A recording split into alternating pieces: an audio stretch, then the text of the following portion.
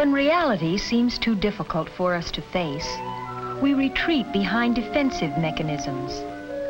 There was the girl who always explained that she really didn't want something after she found out she couldn't get it.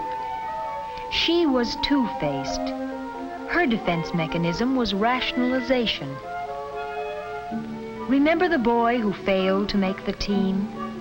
It was because the coach didn't like him, so he said. For him, the fault was always someplace else. A dull tool, the wrong time, a stupid teacher. His defense mechanism is a special type of rationalization that we call projection. Remember the girl who could only disagree? She could only shake her head.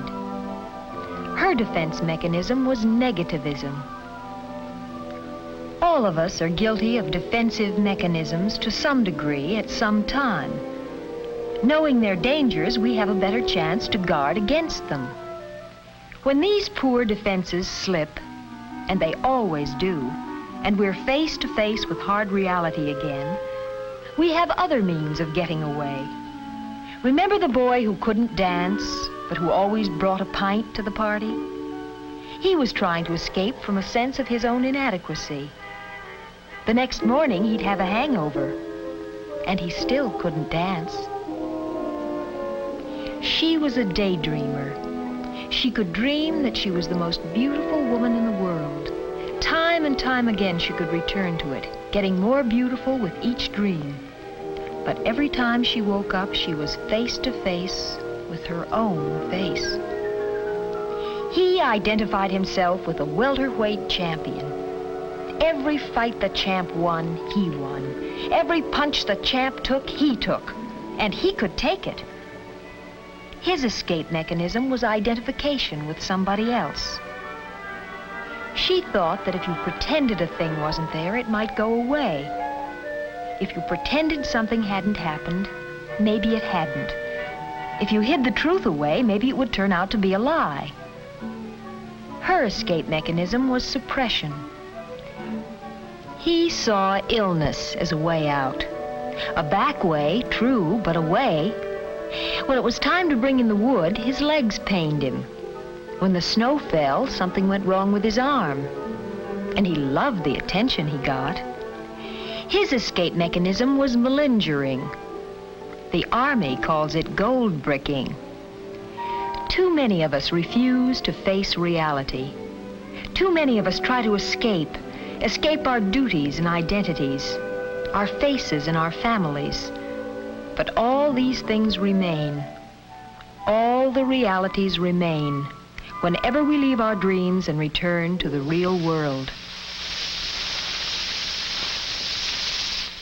Michael Squires is such a person, pinwheeling through life, defenses held high, darting away from reality through the escape hatches of his emotional being. Essentially, every normal person wants to stand well in his own eyes and in the eyes of others. When he does not, then he'll seek ways to achieve that standing. Protective mechanisms offer the wrong route. Finding out what the trouble is, what sends us into defense and escape mechanisms, is the first step on the road back to reality and the satisfactions and rewards that can be found only in the real world. I remember promising you a few minutes at the end of this period to discuss your class dance. So I guess the time has come now, and I'll see you all tomorrow. So long.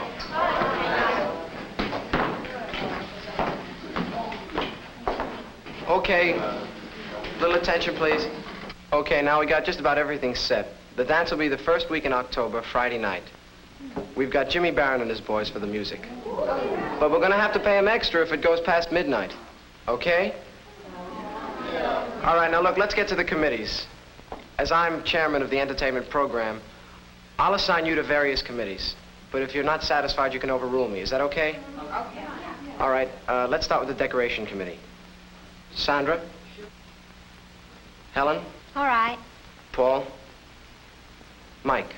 Better count me out. Come on, Mike. Everybody else is helping out. No, leave me out of it. I'm pretty busy these days, doing some very important work at home. Don't tell us you're still at work on your great American novel. It must be nearly finished by now. Oh, it's coming along. Well, look, we can't waste any more time. How about you, Hank? Well, I'm not much good on decorations anyway. There are probably a lot of other things I could do much better. It's okay, Mike. Forget it. Now, we want to decide whether we want it to be formal or costume. Formal. Costume. Oh. Okay, hold it. Well, I just think that jeans and plaid shirts would be more colorful, that's all. Wait a minute. Look, we'll take a vote on it. All in favor of formal, say aye. Aye. Contrary, no. No. Mike is hiding his sense of inadequacy in negativism. He was afraid of failing on the decoration job, so he refused. And now he's taking great pleasure from being coaxed to change his viewpoint. He's getting satisfaction from being the center of attraction. Okay, let's try to make it unanimous now. All those in favor of a formal, say aye. Aye. Okay. That's it.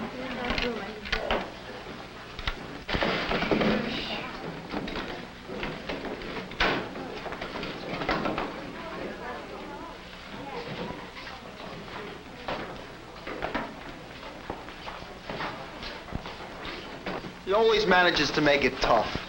He's what Mr. Smith calls, a negative. Negatist. I don't understand it. He just likes to have his own way.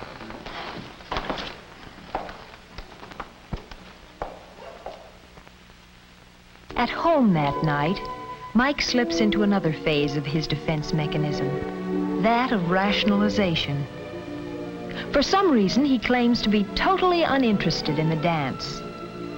He isn't even sure that he wants to go. All those guys rushing around, buttoned up to their chins in blue serge.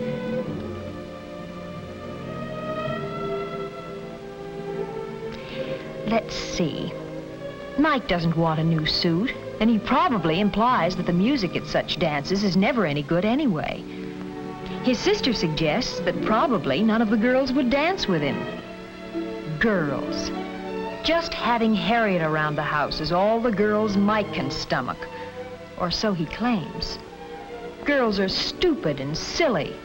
He would be perfectly happy, so he says, if he never saw another girl as long as he lived.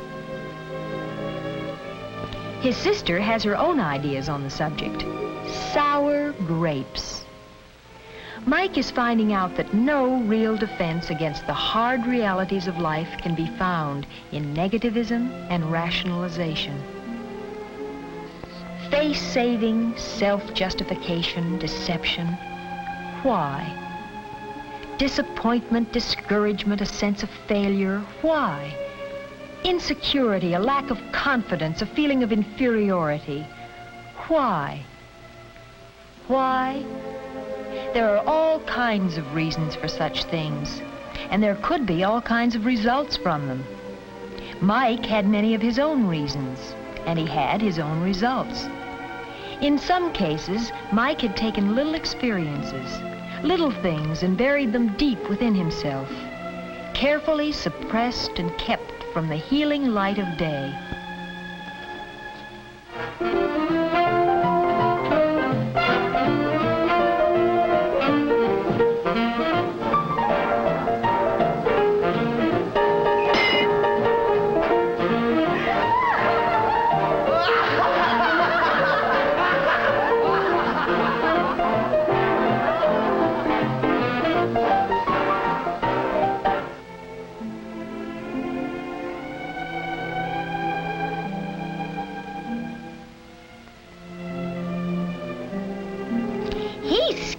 Isn't he? The trouble is, if it's nerves, they never get over it. Mike never found out that the conversation was about a dog. The answer was so simple, but he's always kept the question buttoned up inside himself.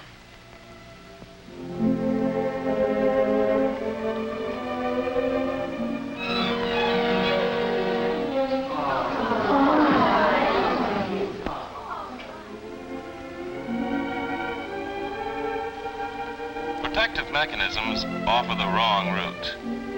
Finding out what the trouble is what sends us into defense and escape mechanisms, is the first step on the road back to reality.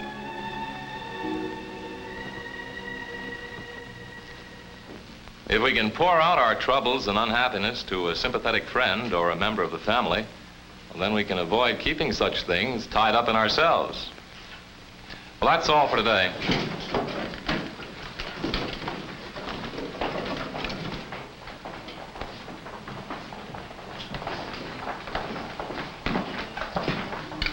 Got something on your mind?